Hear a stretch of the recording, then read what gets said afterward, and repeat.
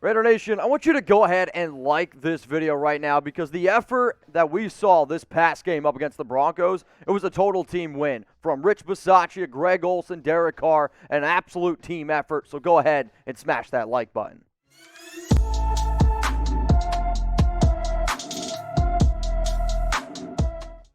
What's going on? Mitchell Renz here from the Raiders Report. Coming up here on today's show, I got four of the biggest overreactions after the Raiders' 34-24 win over the Broncos. Then we're going to get into some of the biggest winners, the losers, and if anybody wants to hang out with me in Las Vegas this upcoming weekend, that's all going to be coming up here. Now, I wouldn't be able to do today's show, and I probably would be completely naked if it wasn't for our awesome sponsor, Black Sunday. If you want some dope Raiders gear, what I want you to do is go to chatsports.com/Black Sunday, and if anybody wants to save some money, yeah, I'm sure you all do, make sure you use code Mitch. Hopefully it's not too hard to remember. It's going to get you 20% off. So one more time, chatsports.com/Black Sunday. First off, the biggest overreactions. Rich Bisaccia. Is he going to be the new head coach in 2022? Now, we're still looking for a Chucky head, so you're going to see some crossed-out Chucky heads. So I'm going to go ahead and give this one crossed-out Chucky head, that it's a small shred of truth that Rich Bisaccia is going to be the new head coach of the Raiders in 2022. My DMs were filled with some dick pics and then also a lot of people asking me, hey, man, do you actually think that he could be the guy in the future? My response is the only way that he is going to be the head coach of this team next year is if I honestly believe if the Raiders win a Super Bowl, maybe win the AFC West or go to the AFC Championship. Not saying that all those things are impossible, but there's also a lot of other candidates out there that I would rather have over Bisaccia. However, I was very impressed by the effort that this team did put forward, right? So what do you guys think here? This is going to be the pinned comment on today's video. Would you want Rich Bisaccia to be the head coach of the Raiders next season? Why for yes and for no? What is a pinned comment? It means it's going to be the very, very top comment on this video, which means you're also going to get hit with a YouTube ad break. So while that ad is playing, scroll on down and let me know why for yes and for no. Next story here, Greg Olson, is he a better play caller than Jon Gruden? The only reason why the Raiders have lost the last 2 weeks and the only reason why you've seen two collapses over the past 2 years is because Jon Gruden can't play calls. At least that's what I see on Twitter. I'm going to give this one two crossed out Chucky heads and people are talking. I think one of the biggest things that you're going to see Olson have to do is you can come out and you can play one game solid. But then as soon as other NFL teams, as soon as other DCs start finding out your tendencies, that's when it gets a little bit more difficult to call plays in the league. Derek Carr said that he thought that Olson absolutely crushed it. And I agree. I was very impressed by the different types of play calling, the more aggressiveness that we saw. And I really liked how they put it in Derek Carr's hands as well to be able to mix it up here and there. Plus, the Raiders scored a touchdown on their opening drive. It's their first time that the Raiders have done that in 12 games.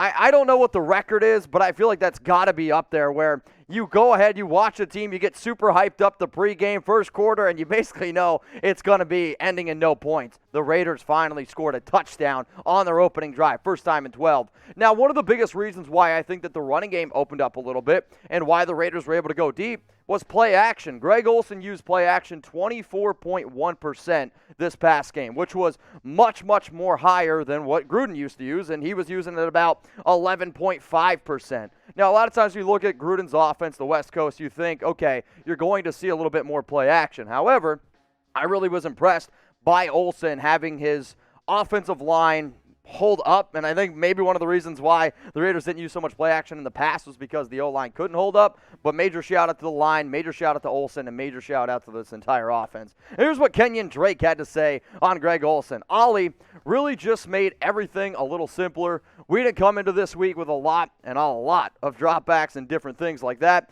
He reduced the amount of things that we had to worry about and play ball. What that quote really reminds me of is we always talk about, okay, Jon Gruden's system is so difficult, this and that, this and that. Kind of reminds me of all the excuses that we gave last 3 years with Paul Guenther's defense. It was an extremely complicated defense, and they simplified things. If your players, younger players, don't have to worry about all the other BS going around and they can just go out and ball, I really think that's what you saw this past week from Ruggs, Brian Edwards, Darren Waller. They were just able to use their athleticism and get down the field. So get your grades in here. We're going to go back to school. Grade Greg Olson up against the Broncos, A, B, C, D, or F.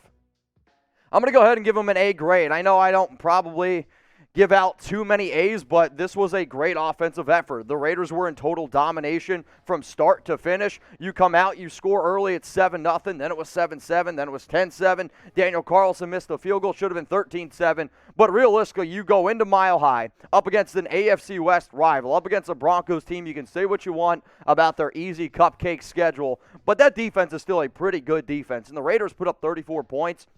Pretty easily. So, yeah, it's an A grade for me. Now, if you're looking for some A grade material here in terms of some Raiders gear, I want you to go to chatsports.com/Black Sunday. That link is going to be available for you all in the comments and in the description. If you can't see, I don't know why you're watching a video, but hey, it's chatsports.com/Black Sunday. It's down there below. If you like the shirt that I have on, this is where I personally got it. Now, I don't look anywhere near as jacked as this guy, but you're still going to look pretty good in it. Some of my favorite shirts that they have are their brand new release ones. This Boys in the Hood shirt, I don't know. I think I don't know if I could personally rep it, but I've seen a lot of guys that could definitely get away with it. Ice Cube's probably one of the biggest Raider fans out there. Maybe instead of Chucky heads, I'll do Ice Cubes. I don't know. Chatsports.com/Black Sunday, and to save 20% off on your order, and to make sure that they know that Mitchell Renz sent you from the Raiders Report, use code Mitch. 20% off Raiders gear. It works on their T-shirts, their hats. They got patches. They got pins. If you can't figure out what you want to wear to the next Raiders game, chatsports.com/Black Sunday. All right, let's go to the next story here. It's around Derek Carr, and was this his best game of the entire 2021 season? I'm going to go ahead and I'm going to give this one 3 crossed-out Chucky heads, and I'm going to say it's pretty like it. It still sounds weird to me. But Carr, I would say since week 2, this has been by far the most confident that I have seen Derek in the offense, and the most confident and most comfortable that I've seen him behind the offensive line. Go figure, translates to a great game. But if you're going to just look at quarterback rating, this is the highest quarterback rating of the season, 134.4. I don't want people to just sit there and hunt box scores. That's not really what this is about. But this was also a major, major game for Carr because up against the Broncos, AFC West rival, and with all the other bullshit going on the entire week. But he had 341 yards, 18 of 27. I mean, the fact that you were able to put up 341 yards on the road up against the Broncos and you completed only 18 passes, that's very impressive to me, and 2 touchdowns. So what I figured here was like, all right, I'm going to go ahead and I'm going to rank Derek Carr's games this upcoming year because I get the fact that he has totally fallen off the MVP race, which he has. There's other quarterbacks, other players way ahead of him. But I ranked this as his best game considering all the other crap going on in the background and how efficient he was. The Baltimore Ravens game, I'm going to have that as the second best game. The Pittsburgh game at 3, and because I just wanted to put the other games in here, but these top 3 are not even close. But hey, what do you guys think? Let me know down in the comments because I am going to ask you what game y'all thought was his best, but I got to show you the stats from the other 2, right? In week 1 up against the Baltimore Ravens, you're looking at 34 of 56, 435 yards. That interception, that literally hit Willie Snead in the face. Like, I don't know where else you possibly could have put that ball. So don't look at the one INT. Carr himself a hell of a ball game. And then week 2 at the Steelers. The losers and haters will say, all right, well, TJ Watt only played in a quarter of that one. And I'd say, well, yeah, you're right. But he was still 28 of 37. And Pittsburgh is never an easy thing. 382 yards. And again, 2 touchdowns, no interceptions. So what do y'all think? I'm going to go ahead and say week 6 up against the Denver Donkeys was Carr's best game. But this show isn't about me. It's not about chats. It's literally about y'all. So let me know down in the comments which game was Derek's best so far this season. My last overreaction story here is around Maxx Crosby. And is Crosby the best defensive end in the National Football League? Man, if you're on Twitter right now, you're pretty sure that Maxx Crosby deserves to be on Mount Rushmore, and if Max isn't going to start baptizing your kids, then I don't know what. I mean, he is just the face of the nation right now. I am only going to give this one 2 Chucky heads or crossed out Chuckies and say people are talking. If you follow PFF right now is really, I don't even know if I can say this, I'm going to go for it, is literally blowing Crosby and all his effort that he's been able to give to this team. His overall grade is 91.0. And I know a lot of times we look at sacks blowing. I mean, we're just going to go for it. 18 quarterback hits, though. I do think that's a very impressive stat, which he leads the league in. He also leads the league in quarterback pressures. Sure, you want to be able to wrap him up. Wow, wrap him up. We're just all going for it. But Crosby, and I mean this, he has been Really, really impressive. But I figured, okay, if I'm going to talk about the best defensive ends in the league, I'm going to go ahead and I'm going to rank them 1 through 5. So here's my list. I'm still going to tip my cap to Myles Garrett. That man is an absolute freak of nature. At number 2 is going to be TJ Watt. I do have Crosby at number 3, and I'm only basing it on what I've seen this season. Nick Bosa comes in at 4. Khalil Mack's going to come in at number 5. I could have threw in another 5, 6, 7, 8 different players on that list. But Crosby, I do think, deserves to be in the discussion of being one of the top 5 defensive ends in the National Football League. Now, if you're like, Mitch, you suck at your job, he's absolutely the best. Well, here's your chance to tell me to suck it. 1 for yes, 2 for no. Is Crosby the best defensive end in the league? Can't wait to see some of these responses. Now, earlier on in the show, I said, hey, does anybody want to hang out with me in Las Vegas? Here's your opportunity to do so. I am going to be at Resorts World in Las Vegas for just about every single home game this entire season. And if you want to get 10% off your tickets, we're going to be doing a pregame show. We're also going to be doing a watch party, and I'm going to be at Red Tail at Resorts World. I told my cousin Tori this, and she was like, dude, that place is freaking sick. I think we're going to try to get up to like 400 people in this bad boy. It is going to be first come, first serve. So you got to go to the blackholeevents.com. I'm going to say it again. It's going to be in the comments. It's going to be in the description. The blackholeevents.com. Use code Mitch to save 10% off your tickets. You also get like a whole bunch of drink deals. You get a whole bunch of other stuff in there, and it's going to be rocking and rolling. Shout out to the Black Hole, and shout out to everyone who's going to be there. If you want to be a part of the biggest Raiders party, Week 7 up against the Eagles, and basically the biggest Raiders party every single Raiders home game and away game, you got to go to the blackholeevents.com. Use code Mitch for 10% off.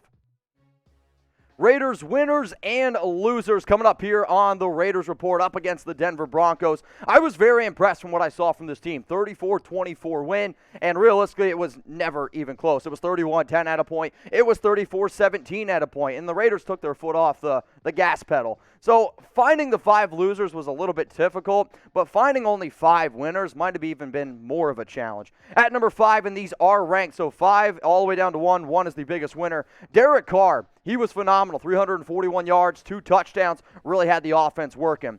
Number 4, and I can't believe they're going to be a winner, but the Raiders' offensive line. They allowed 2 sacks from cornerbacks, and they were both on cornerback blitzes. I was impressed from what I saw from Colton Miller. Sure, he had a penalty. Sure, Alex Leatherwood had a penalty. Brandon Parker, I thought, did an okay job. But the Raiders' offensive line didn't play bad. So for that reason, y'all are a winner. Let's go to number 3 here, Kenyan Drake. Drake has basically been an afterthought, and usually the only time I know that Drake's ever been an afterthought is with Nicki Minaj, but now, I mean, he is absolutely in this rotation. He had 2 touchdowns, a rushing touchdown, a receiving touchdown. I really was impressed by Drake's usage. Let's go to number 2 here, Maxx Crosby. This man was flying all over the football field, and I 100% understand why his nickname is the Condor. He's got the long arms. He's flopping them around. He's got 3 sacks in this game. He had tackles for losses. He had 5 or 6 quarterback pressures. This dude is one of the best in the absolute business. Now, number 1, the biggest winner here, it has to be Rich Bisaccia. He was emotional, saying that, hey, I'm the head coach of the Las Vegas Raiders, and he had his team ready to play. The Raiders looked terrible in the first quarter, the first half, basically of every single game that I've seen this year. And what happened? They came out, they looked sharp, they came ready to go. I am going to tip my cap to Rich Bisaccia for having this team ready to rock and roll. All right, so we had winners. Now it's time to go to the losers, which is usually when you guys yell at me. Malcolm Koonce, 5 weeks, he's been a healthy scratch. I don't know how you draft somebody in the 3rd round and they're just never going to play. Is it that bad already where you're like, okay, he's not even good enough to get on the field? That's a problem. At number 4, Jalen Richard. Jon Gruden loved Richard, and they love his versatility and the way that they could use him. He had like 2 touches in this game. They don't really use him at special teams anymore, and as good as what Drake played, and you could tell, Bisaccia, Greg Olson, Carr, they were trying to get the ball in his hands. Let's go to number 3, the defensive tackles. I mean, Solomon Thomas, he didn't look good.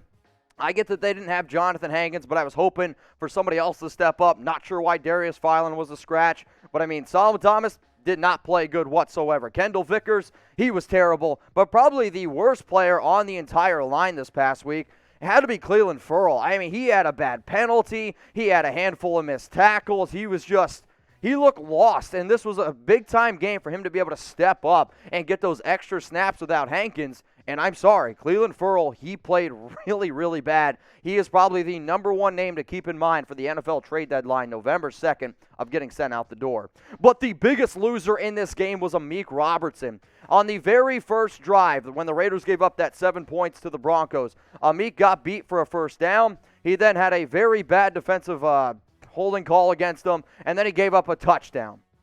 Plus, he had a missed tackle. And then what'd you see? He had, I think, another 5 snaps the rest of the game where they went ahead and they put Vassilon in, who played much better and also had himself an interception. So what do you guys think here? I gave you the biggest winners and the biggest losers. Let me know down in the comments section who y'all thought the biggest winner for the who the biggest winner was for the Raiders up against the Broncos.